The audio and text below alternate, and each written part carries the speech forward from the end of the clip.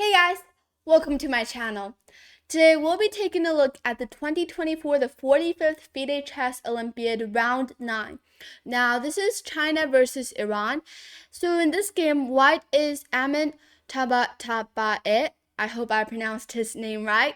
And black is Wei. So Wei is actually the most known, like the youngest, not the youngest, but the most known young player, chess player in China.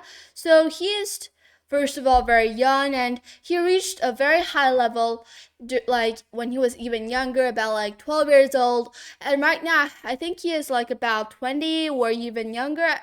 I'm not sure about his specific age, but in all words, like he is a very strong player. So, I mean, he, in some, like, people's eyes, he has even surpassed, like, he is even stronger than Ding Liren. So, actually, I've actually played against him a couple of times. Like, not a couple of times, but 2 times when I was even younger than before, like about 7 years old, 8 years old. So, but of course, at that time, he was playing about, like, 10 players in a row, like at once, or like 20 players at once. So of course, at that time I was a little bit weak. I lost one game, and the other game, well, it didn't, like, we didn't finish that game because of time constraints, but I count that as a draw. So because I've played against him for about like 2 times, I know what his, like, chess moves are like. So what is his main, like, chess character? So his moves are not that aggressive, but at the same time, whenever there are like tactics going on, he can see them. So most of the times he is just calculating. And in this game, he is facing a top grandmaster in Iran, and he is rated 2700, and just like about 50 rating points lower than Wei. So this game was actually a very great game. So Wei is facing a player who is very close to his own chess skills, and let's see how this game went. So his opponent started with e4. Wei reacted with c5, knight f3, and now d6. So this is the Sicilian defense. Everyone knows this. d4 takes, and now knight f6, bishop c4. So actually, bishop c4 is a very sided line. Well, why I should have played here is just knight c3 to develop, or bishop d3. Just play the main line. But in this game, white played bishop c4. I guess it is in his own, like, preparation, but it is like not a good line here, because after bishop c4, this position just immediately equalizes. And you can see that here Wei spent 13 minutes thinking. So I guess his opponent didn't play this bishop c4 move before. Probably his opponent played something else, and Wei didn't prepare this bishop c4 line. So that's why he spent a lot of time thinking after bishop c4 and played this e6 move. But actually, e6 is not the best reaction, but instead, you can just take on e4. I think the reason that Wei didn't take is because he thought that there was probably like bishop takes f7, king takes f7, and queen h5. And actually, this line is just very unclear, but after king g8, queen d5, e6, and now queen takes e4, probably where you thought that this position was better for white, because first of all, these two pawns are in the center, and they're kind of a bit weak if you reach the middle game. And also, white is much faster in development, and you can see that black's king is also having a hard time to go to a safe spot, and he is also blocking this rook inside.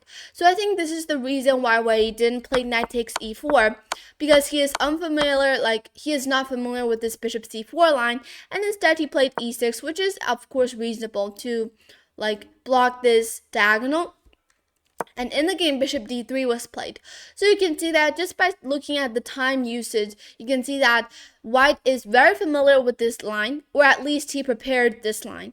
So maybe he thought that, okay, I think Wei don't know this line or is not familiar with this line. He definitely didn't prepare this when he is preparing against me, like, so I will just play this bishop c4 line against him, and he will definitely play e6 to block because he might not play knight e4, and then I'll just go back with bishop d3. So this is probably what white is thinking, and already this is out of Wei's preparation, so now he has to, from now on, he has to calculate each move. So here he played g6, which actually may, like, some of you guys may be wondering, because probably other people have told you guys that, okay, when you've played e6, like when you're having this g6 e6 setup and there's a knight on f6, it is not a good setup, because white can also go, or like your opponent can always go bishop g5 to put pressure on this f6 knight, and there's just no pawns defending it whatsoever, so it might be a little bit weak. But here, g6 is actually okay because you have bishop g7 coming up, and the bishop is able to support this knight. So in the game, short castle was played, and bishop g7, c4, short castle, knight c3, d5. So here, d5 was actually a little bit aggressive, I guess, somehow. It is actually one of the best moves, but of course, another option would be to go knight c6 just to offer a trade of knights and developing as well. And let's say white takes, b takes c5, b takes c6, sorry, and then you can just go d5 on the next move. But here Wei immediately played d5, and he actually thought for this move about like 5 minutes. So he does have some like thinkings about this move. And after d5, his opponent here had thought for about like 20 minutes, and as you can see on the clock, he had spent about like 20 minutes thinking about this move. So in the end, he played e5, which is the best move, because let's say if there's other options like c takes d5, and here black will just take e takes d5, and after e5, because you don't really want to take on d5, because now there's knight takes d5, and if you take on d5 with the knight, this is actually not good for white, because this bishop and knight are all in a bit of trouble.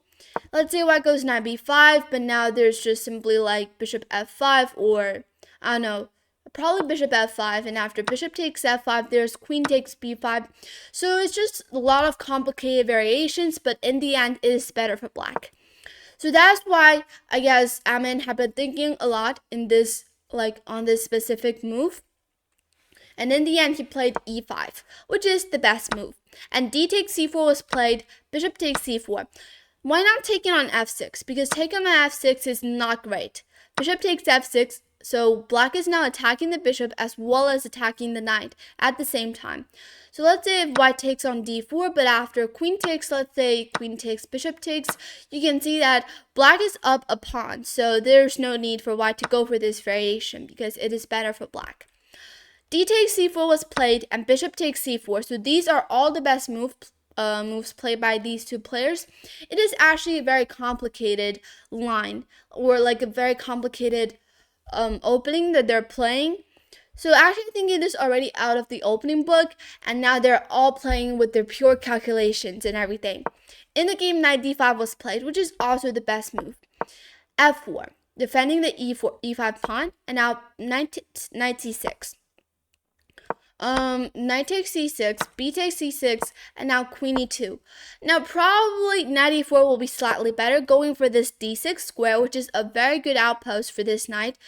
But in the game, Amin instead played queen to e2, which is also okay, but I think knight e4 will be much better. f6. So actually f6 is like the idea of f6 is to trying to break through in the center, but the main problem for f6 is that it weakens the e6 pawn. I mean, I'm not saying that f6 is not playable here, but a better option would be to go queen b6 check, and let's say king h1, and now after knight takes c3, b takes c3, there's c5. So what is the main point of all of these moves? The main point is that now, first of all, black is developing very smoothly, and second of all, he is going bishop b7 on the next move and looking at this like the big diagonal here. Alright, so let's go back here. In the game, f6 was played, and after e takes f6, queen takes f6, king h1, bishop d7. Probably here, what black should have played instead was to go rook b8 to just, develop this rook on the b file to put pressure on the b2 pawn.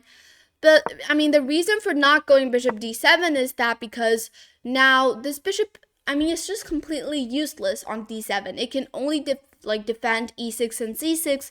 It's actually acting like a pawn. So the bishop is actually extremely passive on d7. So what black should have done is probably first of all develop the other pieces and then find a way to develop this bishop probably to this side of the board. So yeah. In the game, bishop d7 was played, which is not the best move, and actually already in this position, white has a small advantage because black has a really bad pawn structure, especially the c6 and e6 pawn. So in the game, bishop e3 was played, and now queen d8. So I guess this was Wei Yi's idea, but it is just a wrong idea. His idea is probably to go the queen to this side and then probably to push c5 somehow, but it is the wrong idea. What he should have played here is just to trade the knight for the bishop. Now black has the bishop pair and then go king h8. So now black is going e5 on the next move because he needs to activate this d7 bishop, or else he is just simply down a minor piece. Because if these two pawns are here, then it is just way too passive, way too bad for this bishop because they're blocking this bishop's way. Alright, but in the game, queen d8 was played, and now what white should have played is actually to go knight e4. But in the game, he missed it and played knight a4 instead. So both knight e4 and knight a4 are going for this c5 square, but this knight e4 has another possibility, which is to go to g5 to put pressure on this e6 pawn, also as well as going to d6 somehow. So in other words, this knight is much more active than it is on a4. So I don't know why Amin didn't play knight e4, but instead he played knight a4. So he missed this opportunity. But now here, Wei Yi played rook b8, he also missed the opportunity to equalize the position. So if he had played queen c7, and which should have been played, because if you're going queen d8, then your idea is to go queen c7, then why not go queen c7 immediately to follow your plan? But in the game, he didn't play queen c7 and instead played rook to b8. So I guess his idea is to just develop the rook and put pressure on this b2 pawn, but instead he should have first of all followed his plan and activate the queen. So in the game, rook a d1 was played, and now queen c7, bishop b3. This is a mistake because now black can actually take on e3. So what white should have played is to go knight c5. Just follow your plan. So you can see that both these two players, what they have been going wrong with is that they're not following their plan. Wei Yi's plan here is to go, here he is to go queen c7, queen d8, queen c7, but then he just went rook b8, forgetting completely about his plan. And after, let's say, here, finally he went queen c7, but now the idea of knight a4 is to go knight c5, but white is now completely forgetting about this idea and going for something else, and bishop b3 was played, so that is why it is a mistake. Now in the game, black missed the opportunity to equalize this position. Instead he played rook b8. What he should have played is to just trade the knight for the bishop, and after queen takes, go rook b8 again. So the idea of this, the mixed move order, is that now black is going to go bishop c8 and bishop a6, going to this side of the board. So you can see that Wei is actually mixing the move orders. So first of all, he didn't follow his own plan, and then he mixed the move orders. He played rook b8, rook b8 immediately, and after queen d2, missing the opportunity again to have a great advantage, he should have played bishop c5 to attack the rook. The rook doesn't have a good place to go to. If it takes on f4, there's rook takes f4, and if you go knight takes f4, there's now after queen f2, even though white is sacrificing a pawn, but the compensation is great because first of all, you can see that white's minor pieces are extremely active, and this d7 bishop is really hard to activate. It is really passive on d7, so these are the main compensations. And actually, white is even threatening to go rook d7 on the next move, and after queen takes, there's queen takes f4. So it's actually really tricky, but in the game, queen e2 was played, and after bishop c8, again, he should have taken on e3, but it's not a big deal. Let's just keep on looking at this game. Bishop c5, rook f5, bishop c2, rook h5, bishop e4. Actually, even though chess.com said it's a mistake, but really in human eyes, these are all just really logical moves, only like some positional, these are all positional mistakes. So yeah, like pure calculation. So I can't really change a grandmaster's calculation, so there's no comments about these moves. Even though the engine says it's a mistake, but really in human eyes, like bishop e4, all these moves are really logical, and just some of them are probably a little bit strange, not following their own plans, or are a little bit unreasonable. But again, I cannot change a grandmaster's calculation, and the reason that they're playing these moves, of course, is they have their own reason of playing these moves. So after bishop a6, rook f3, bishop b5, attacking the knight, but probably he should have gone knight f6, avoiding this trade, attacking the bishop, and threatening, just letting it go back to c2, and now probably bishop c4. Put the bishop on d5 instead of the knight, so this will be better. But in the game, bishop e5 was played, and now after bishop c2, g5, bishop g1, g takes f4, knight c5. Now this is a blunder played in the game. So actually here, knight c5 is just a blunder, and in the game, Wei found the best reaction to it. And actually already after a few moves that white had been played, he lost all of his advantage, and now this position is once again equalized. So because you can see that suddenly black has his bishop, the light square bishop activated, and you can see that the knight and the bishop are now well placed, they're all really active. So the rook is also putting a lot of pressure on the king side. So black is suddenly not worse. And another reason for white to make so many mistakes is because of time trouble. You can see that he only has 3 minutes left on the clock, and they still have to play 13 moves to reach the second time control. So this is move 27, and they have to reach move 40 to reach the second time control. So this is now turning into a blitz game actually, even though it's just 30 minutes each move increment, but you still have to play really fast because you only have 3 minutes left on the clock, and you cannot lose on time in such important tournament. So in the game, knight c5 was played, and unfortunately it's a blunder. What he should have played, and the only move to stay equalized in this position is to go rook c1, pitting the pawn and the queen, and the idea is to go bishop d3 or bishop e4 or bishop d3 on the next move. So, if here, let's say black goes rook e5, which is the best engine move here, and now you can actually go, for example, bishop d3. Worth notice is that you cannot take on a4 because now there's actually b3, the bishop has to go back, and now you can take with bishop b5. You cannot take with the pawn because you'll lose the queen. So this is the idea. Let's see. In the game, knight c5 was played. Now actually black has a good advantage here, a great advantage. And he found the best move, knight e3.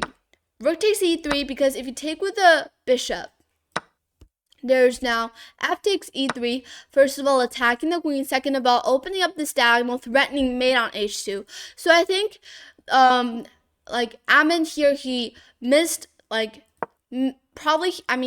he thought that he can just take with the bishop, but he probably missed this diagonal. So yeah, it was a really bad blunder, but in the game he played rook takes e3, and after f takes e3, queen takes e3, queen e5. So after knight c5, after this blunder, Wei had been playing all extremely with the accurate moves. So after knight c5, the rest of the games that, like, the rest of the moves Wei had played are all, like, the most accurate moves. Like, he played a lot of great moves. Like, a lot of moves that he played are given 1 exclamation mark by chess.com. So you can see that how well he played in this game, like in the later part of this game. First of all, he played queen e5, bishop e4, bishop c4, knight d3, queen f6, bishop takes c6, rook d8, pinning the knight and the rook, b3 attacking the bishop, bishop to d5, offering a trade of bishops, knight f4. So here, if you want to take, like, trade the bishop for the knight, is actually not the best option, because now you're giving white the bishop pair and it somehow gives white some surviving chances. So bishop d5 is the best move here. And after knight f4, probably, I mean, he should have gone for like queen e2, which is the best engine move here, but it's not easy to see with only 1 minute left on the clock. So yeah, after knight f4, rook e5 was played, so you can see that these are all best moves played by Wei. And you can see that knight takes d5, rook d5, queen c1, bishop h6. So these are all the best moves, like the best engine moves, like in this rest of the game. Queen a1, rook takes d1, best move. Queen takes, bishop e3, the best move. Bishop f3, bishop takes, the best move. And king g1. Queen g5, okay, this is probably like not the best engine move, but in the top 3. The better option would be to go rook c5, but it doesn't really matter. Queen g5 and then rook c5 is also okay. g3, now this is a mistake because now black can go rook c5. This is another best engine move. King g2, queen f5, another best move. Queen d8, king f7, queen d7, king g6, and h4. Rook c2 check, king g1, queen takes f3, and it seems that, I mean, first of all, black is up a full rook, so are there any, like, drawing chances for white? I mean, just to keep checking black's king, but unfortunately, there's no such drawing chances for white. So after a few checks, with Wei playing all the best moves, finally, after king to h3, here, white resigned because he has no checks. I mean, he does have queen takes e6, but now there's just queen g4, trading off the queens, and it's just a winning endgame because black is up a full rook. So at this point, black has won the game. So yeah, it was actually a good game played by Wei. I mean, he did made some mistakes here, like especially in this part. First of all, he missed some ideas, but after white blundering with knight c5, the rest of the game, like after this point, like after knight c5, all the moves that he played are the top 3 engine moves. So I mean, he is just such a genius, and he is just so good at chess. So after, I mean, his main advantage is that once he has a great advantage, he knows how to win the game, or he knows how to increase his advantage, like to keep the advantage and like to increase it and immediately leading to a win. So I hope you guys enjoyed this game. Hope you guys learned something from this game. Wei actually had an accuracy of 93.1, so 93.1 accuracy it is, and it's pretty high. And yeah, so hope you guys enjoyed this game, and if you like my videos, please comment down below to tell me, and please subscribe. See you in the next video. Bye.